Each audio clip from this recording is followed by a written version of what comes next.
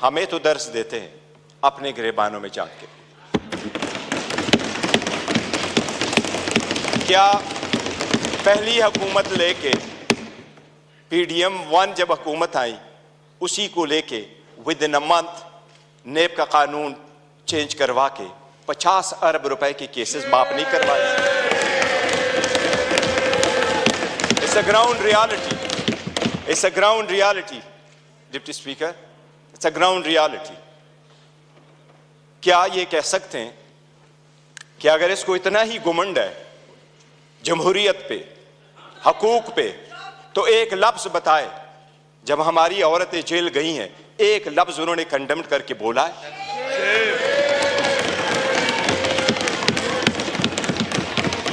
एक हमारे लोगों को जब इलेक्शन के प्रोसेस से गोया, ये जो पीछे लोग आप देख रहे हैं 91, ये 91 नहीं थे, ये 91 वही है। दे वर टू बिग टू रिग, इसलिए नहीं छोड़ सके थे। ये तो हमें 30 भी नहीं दे रहे थे।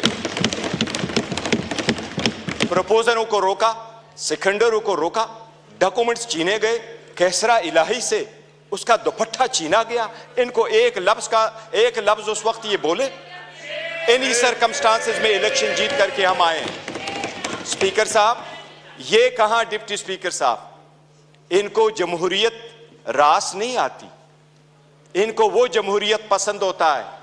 शहबाज शरीफ साहब कैसे कहते रहे, ये एक दूसरे को मुफादात के टक्कर में इकट्ठे होते हैं, इसलिए ये पावर शेयरिंग पर बिलीव करते हैं। इमरान अहमद खान नियाजी अवामी सियासत पे बिलीव करता है, पावर शेयरिंग पे नहीं करते। क्या शहबाज शरीफ ने मलक कयूम को फोन करके कन्विक्शन ही नहीं करवाई थी? कितने एक ऐसे कितने अदब के साथ अभी कह रहे इकट्ठे बैठ के।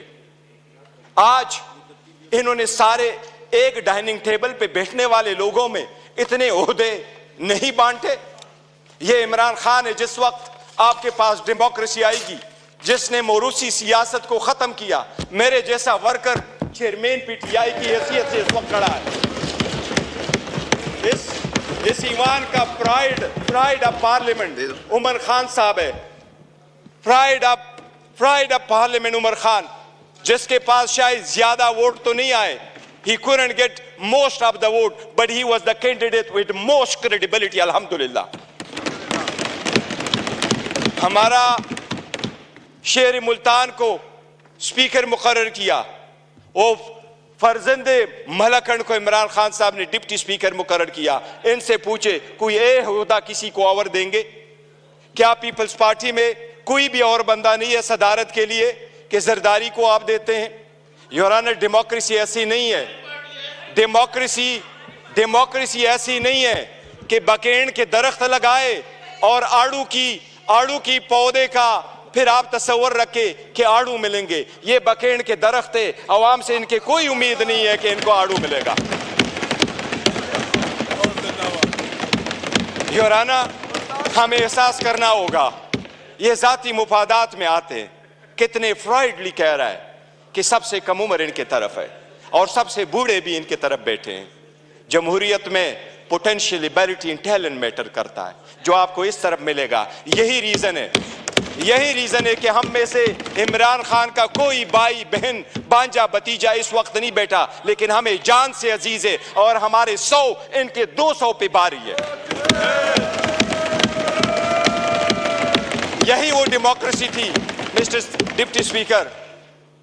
जो लोग हमारे साथ आजाद हुए वो हमसे आगे बढ़े, जो हमारे बाद आजाद हुए वो हमें पीछे छोड़ के गए। जब पाकिस्तान का नाम ले लो, दुनिया के लोएस्ट क्रेडिबिलिटी में आता है। रूल ऑफ लॉ में हम सिर्फ अफगानिस्तान और म्यांमार से आगे, बाकी पूरी दुनिया से पीछे। हम गुर्बत में 37% गुर्बत से नीचे, नेशनल पॉवर्टी लाइन में 21% नीचे। हम कैसे आगे तरक्की करेंगे? बाकी गैस, पेट्रोल, बिजली तो दूर की बात, आपको पानी मुयस्सर नहीं है। ये इन लोगों की 4 दहाइयों की कसम रहा है जो अवाम को दिया है। इसलिए इसलिए अवाम ने समझ करके इनको रिजेक्ट कर दिया है। एमकेएम वाले वो साथ बैठे थे। मुझे हमेशा से दो पार्टियां अदरवाइज पसंद हुआ करती थी, एक जमात इस्लामी जिसमें फिर भी जमहूरियत है, दूसरा एमकेएम जिसमें मुतवस्सित तबके के लोग शामिल होते थे। लेकिन इस मर्तबा वो भी टिकट लेने वालों के लाइन में लग गए और अपने वसूली की सौदाबाजी की।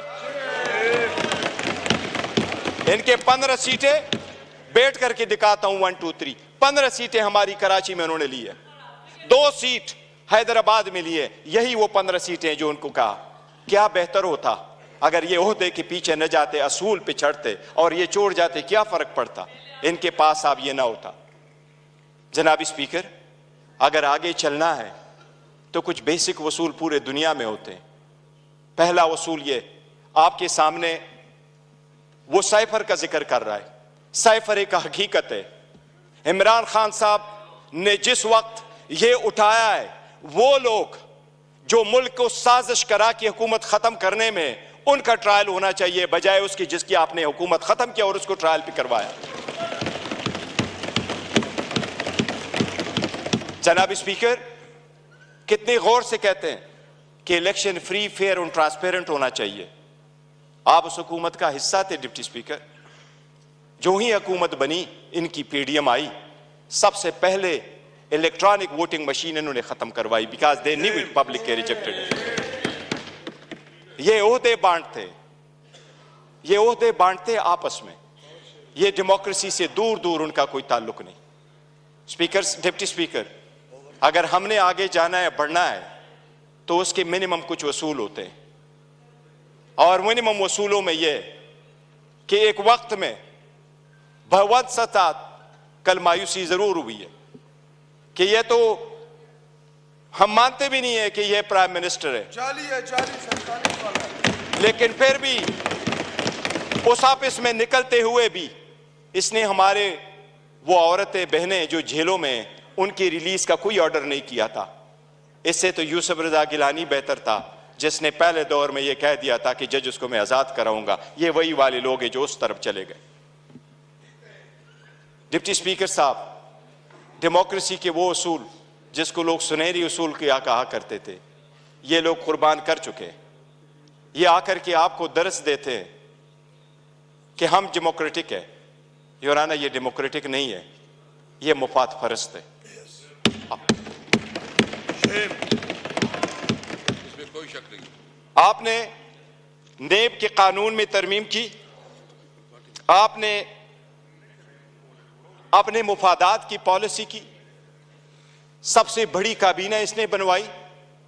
इंडिया का मैं एक मिसाल देता हूं डिप्टी स्पीकर, 1971 में इंडिया की आबादी थी 54 करोड़, आज इंडिया की आबादी है 140 करोड़।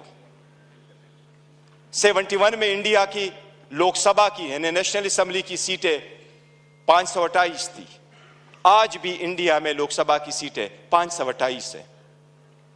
जो सीटें मुख्तस थी 54 करोड़ लोगों के लिए, इंडिया ने कहा हमने ओहदे नहीं बांटे, सीटें नहीं बांटी, हमने अपना पैसा बचाना है, आवाम का पैसा बचाना है। आज भी 140 करोड़ उसी सीटों पे बैठे। अगर ओहदे नहीं बांटने और अपनों को नहीं मानना तो डेमोक्रेसी आगे बढ़ेगी, लेकिन अगर मुफादात की डिप्टी स्पीकर सियासत होगी तो हम आगे नहीं बढ़ सकेंगे।